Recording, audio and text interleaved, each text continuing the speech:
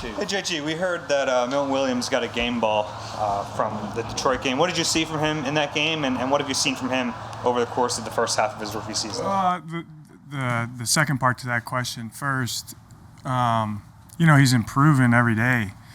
So he's doing a real good job. Like, a lot of stuff for any rookie is new, and just what we ask him to do and different things in the run game and the pass game, he's improving those things. And then what happened in the game is some production came with him increasing his role and getting better and better and better. And the ball came his way a couple times and he made the plays, and that's the thing, like what we've talked about with production, like, does the guy consistently do his job, and then when the ball comes to him, does he make the play or not? That's really ultimately what you're looking for, and Milton did that. And it was good to see him have some success and some production, even though he's been producing within our defense. But on the stat sheet show up that he made some plays and some impact plays for us. So that was the reason he got the game ball. Go ahead.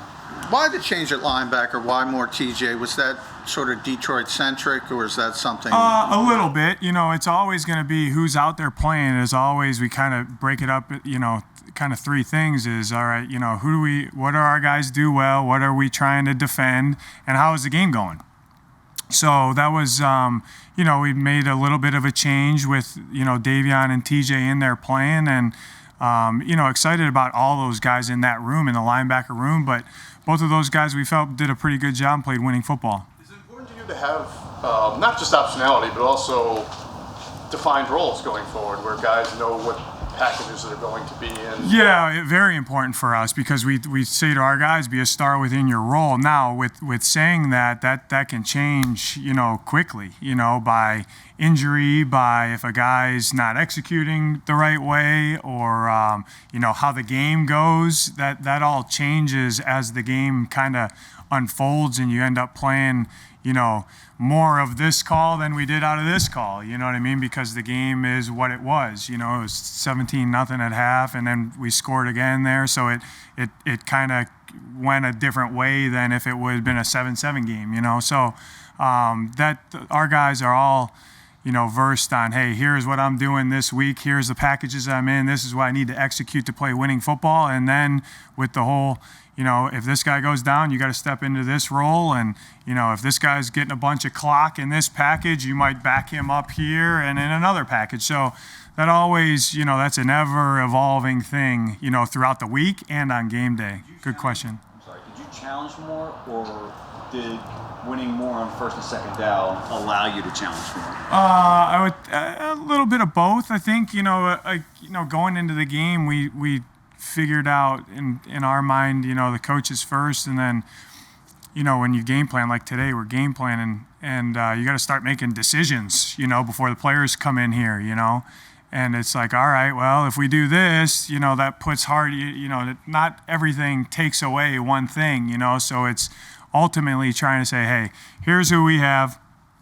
Here's what they do well. Here's what we have to defend that we cannot get beat by. And then you go down with that, and then you have to be able to some counter things that if the game's not going right, you got to change it up. Or if the game is going right, sometimes you can leave it, or sometimes you can change it.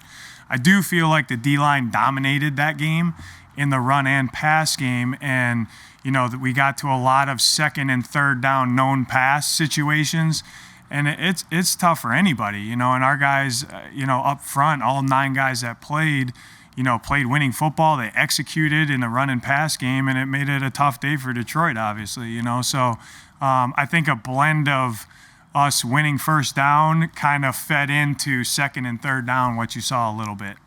What are some of the traits that Avonte has that make him so well suited for the slot, and what have you seen from him this year? The first thing I look for is slot cornerback: quickness, instincts, and strike, and he has those 3 things. And then you talk about that position. You guys heard me talk about to you guys. There, you could argue. I would argue with anybody. He has the most mental stress on him. More than the linebackers, more than the safeties, more than the D-line, more than the corner. So just named everybody, I guess. But we put a lot on his plate, and he handles it extremely well. And not to say that he doesn't make mistakes or can keep improving, but he's an ultra competitive player. Everything that we ask him to do, and we ask him to do a lot, he can do really well. And he's a great dude. He's always positive. What can I do? Like a lot of our guys, like all of our guys. What can I do to help our team win this game? Even if it means I have tough duty on a couple things. Even if that because you've been around players that. Well, I don't want to play this call because I'm one-on-one with this guy. Well, you got to be one-on-one with this guy because we're doubling somebody else, bro. Like tough duty, you know what I mean? Like one thing doesn't take away everything, So, and he's always very willing to take on the hard challenge, and he's been a joy to be around. If I can take you back a few years, what did you tell Tom Arth about Brandon Staley, and what's your personal relationship with Brandon? Wow. Whew. So Brandon and I go back playing AAU basketball against each other in the Cleveland area since we were 8 years old, 10 years old. And then, we got into the coaching business together. So we developed a relationship because we were competing against each other on the basketball floor. And then developed a relationship. He played quarterback at Dayton, then finished out with his brother, transferred. And then we got into the coaching business at the same time. And so I knew him, as you're a young guy cutting your teeth in the business, you develop friendships, and, we were never worked together. But, hey, this is what I got going on. This is what I got going on. Man, I wish we did it like you. Oh, man, but you guys don't do this. All the back and forth that anybody in any job or profession has. And so when Tom called me, I was in Tennessee at the time and didn't really want that job. I wanted to stay in the NFL. And he says, well, who would you hire? And I said, Brandon Staley. And just because I knew, how passionate he was and the type of coach that, just talking to him and knowing him, the guy that he is that he would do an excellent job for Tom. And that's all I told him. And, sometimes all you need is you got to know somebody to show somebody. So I got him in the door with Tom, and the rest was history. I don't take any credit for Tom hiring him because he did that all himself. So, we're friends. We're good friends, and we talk. And I've learned a lot of ball from him, and hopefully he's learned some ball from me. He's become very kind of popular this year for standing up from the mic and having very pensive thoughts on things, from football philosophies to other things. Is that the Brandon Staley you remember competing against? At a young age? Is that? Yeah, 100%. Yeah, he's very convicted what's in his brain, and he knows how to articulate that, and he stands behind it, and he gets other people to stand behind it. How helpful is Shane this week for you? Awesome. His Awesome. Obviously his history with Yeah, Justin. Shane, big time. We sat down with Shane, most of the defensive coaches with Shane, and talked to, because obviously he was with them. And, Wash was with Joe Lombardi, too, in Detroit, and so was Jim Bob. So we sat down with those guys. And anytime, guys, like anybody that we play, there is no stone unturned. Like if we can get a little bit of information or try to figure out a little bit of a why, but ultimately, that's what people could say. Let's ask Mike Zimmer what Jonathan's doing. Well, he might have. You get Mike Zimmer to say, "Watch the tape." So that's ultimately, we pick people's brains and try to gather information, but ultimately, when we started watching them yesterday, all right, let's watch what they're doing, see what they do well, see how we have to defend them, all that stuff. So use all the information you can, but ultimately, it's us.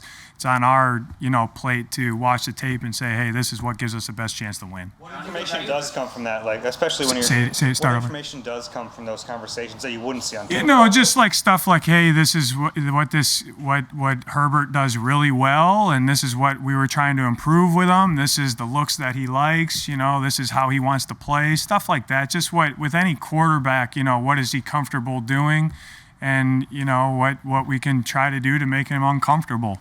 That would be the biggest thing for the quarterback. Could you hit us with a story about Nick from the first 8 weeks here that kind of encapsulates how you see him as a leader and a coach? Probably before week 3, maybe text me. And we obviously talk daily, but I think on a Friday night normally leaves me alone. And Friday night he texted me, and he was like, he had a very clear, concise picture of, hey, let's do this and get it rolling, you know. And he's highly competitive, and it was good because, like, you know, we're obviously how we talk in the building is one way, and he was talking to me more so, I think, as a friend than my boss. And it was let's go. You know, so that was kind of cool to see, you know, because obviously we're friends, but the first hat that he wears for me is the head coach, not my friend. And so it's always, and I told him, I said, you know, my thing is, you know, I'm trying to do the best job that I can, that the coaches can, to have him have success. It's just like the players. You do your job so your buddy can have success doing his. Well, for us, let's do our job so Nick can have success being a head coach. So that's always, you know, that's servant leadership. That's what we're trying to do. Playing off the, looking at Justin through Shane's eyes, how much of what Staley does defensively is based upon his offensive background?